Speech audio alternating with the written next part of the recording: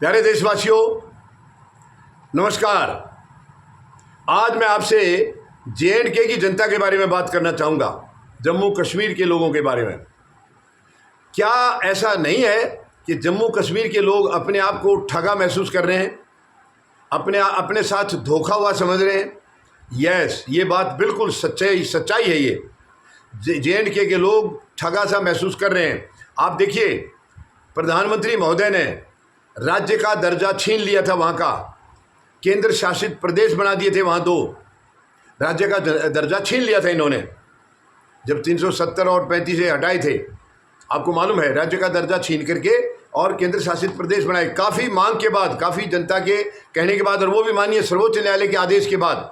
चुनाव तो करा दिए, वहाँ चुनाव करा के सरकार तो बन गई है, लेकिन वो सरकार किस काम की है जब उसके पास कोई पावर ही नहीं है? कोई पावर नहीं है। आज जम्मू कश्मीर की सरकार एक गांव के सरपंच के बराबर उसकी पावर है, या किसी म्यूनिसिपल कमेटी के जो अध्यक्ष होते हैं उसके बराबर वहाँ मुख्यमंत्री की पावर है। तो प्रधानमंत्री महोदय, काम कैसे होंगे जब वहाँ सरकार ही नहीं है ढंग से? तो काम कैसे होंगे? आप क्यों राज्य का दर्जा वापस नहीं दे रहे उनको? आपने छीना था। जम्मू कश्मीर के लोग दुखी हैं इस बात से, पीड़ित हैं, परेशान है वो। आपने क्यों नहीं दिया? दूसरा, आपने ये नोटबंदी की थी प्रधानमंत्री महोदय, आपने ये कहा था अब उग्रवाद का खात्मा हो गया है, अब उग्रवाद पनप नहीं पाएगा। लेकिन जम्मू कश्मीर के लोगों से पूछिए, क्या उग्रवाद खत्म हो गया है? क्या उनकी पीड़ाएं बंद हो गई हैं? क्या उनको दर्द मिलना बंद हो गया है? बताइए प्रधानमंत्री महोदय, जवाब दीजिए इन चीज़ों का। अभी भी आप देखिए, पहलगाम में जो हमला हुआ है, ये ताज़ा बात कर रहा हूँ, वैसे तो आए दिन हो रहे हैं वहाँ पर।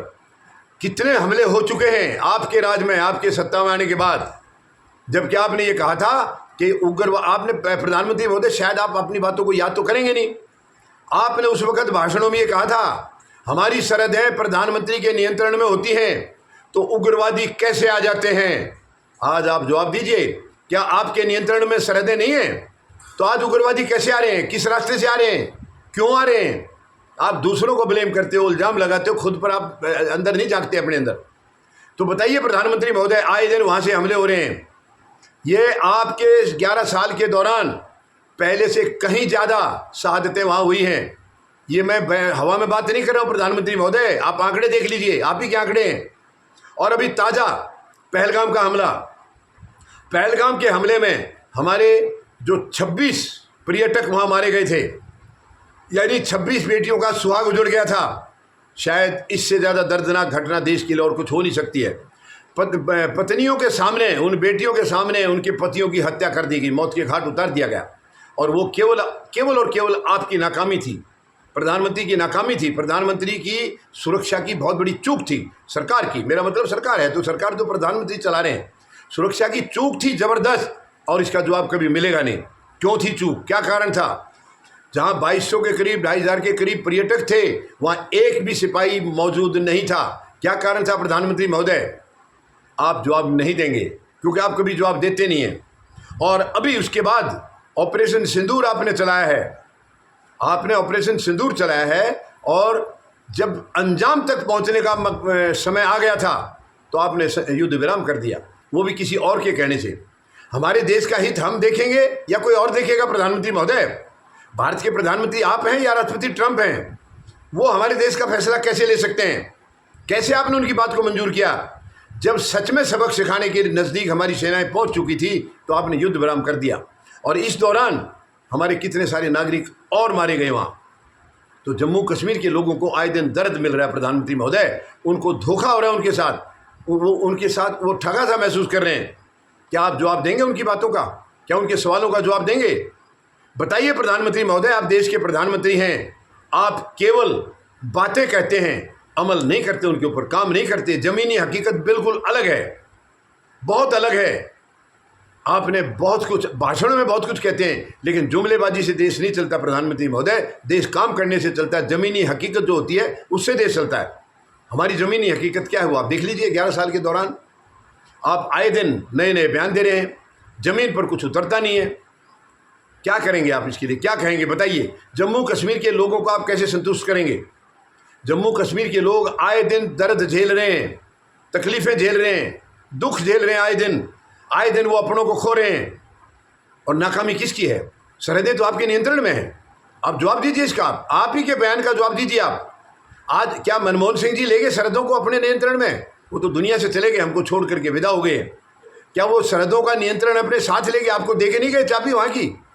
बताइए प्रधानमंत्री महोदय, आप किसी भी चीज़ को इवेंट बनाते हो, और ये चीज़ पहले दिन से हम कह रहे हैं। पहलगाम की इतनी बड़ी घटना हुई, लेकिन आपने आज तक जाकर के पहलगाम में वहाँ कदम नहीं रखा है। उन परिवारों से आप नहीं मिले हैं, जिन 26 परिवारों के सुहाग उजड़ गए, जिन बेटियों के, आपने उनसे बात नहीं की है। लेकिन आपने बिहार में जाकर के रैली की है 24 अप्रैल को, यानी इस दुर्घटना के, दर्दनाक घटना के 2 दिन बाद।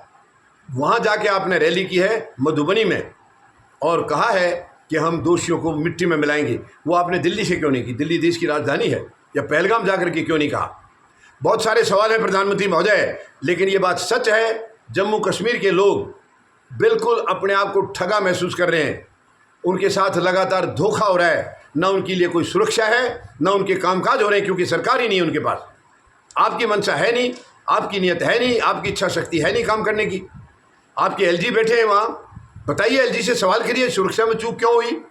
क्यों दर्द मिल रहा है जेएंडके की जनता को आए दिन? ये अलग बात है कि देश से लोग वहाँ पर आते हैं अपनी अपनी खुशियाँ मनाने के लिए, लेकिन उनकी खुशियों में कैसे भंग डलता है आपकी नाकामी की वजह से, वो किसी से छिपा नहीं है। तो मेहरबानी करके प्रधानमंत्री महोदय, जम्मू कश्मीर की जनता की बात सुनिए, उनकी बात। आप केवल जनता का इस्तेमाल करते हैं वोट के लिए। उनको और सुविधाएं क्या देनी है, कैसे सुख उनको दिया जाना है ज़िंदगी में, वो आप कभी सोचते नहीं, बल्कि उनको तो लगातार दुख मिल रहे हैं, लगातार दर्द मिल रहा है। प्रधानमंत्री महोदय, बहुत हो चुका है, 11 साल हो गए। अब 11 साल का आप जश्न भी मनाएंगे। 9 जून को आपके 11 साल हो रहे हैं, उस दिन आप जश्न मनाएंगे, ये मालूम है हमें। तो जश्न का कोई कारण तो होगा। क्या जश्न मनाने का माहौल है देश में? आए दिन तो उग्रवादी घटनाएं हो रही हैं, तो आप किस बात पर जश्न मनाएंगे? आप मनाएंगे, मैं आपको एडवांस में बता रहा हूँ।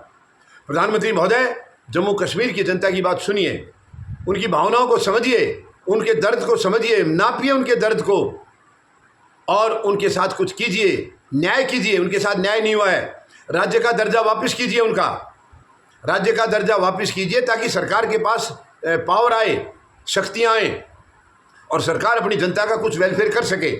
उनको दीजिए। आपने वेलफेयर करना नहीं है और सत्ता वहाँ है नहीं, मतलब सरकार के पास कोई पावर नहीं है। इससे ज़्यादा दुखद और क्या होगा? तो जम्मू कश्मीर की जनता के लिए प्रधानमंत्री महोदय, क्या मैं उम्मीद लगाऊं आप उनके दर्द को, उनकी भावनाओं को समझेंगे और उसके मुताबिक काम करेंगे? क्या उनको सुख शांति देंगे? उम्मीद लगाता हूं कि आप ऐसा करेंगे। धन्यवाद। जय जवान, जय किसान, जय हिंद।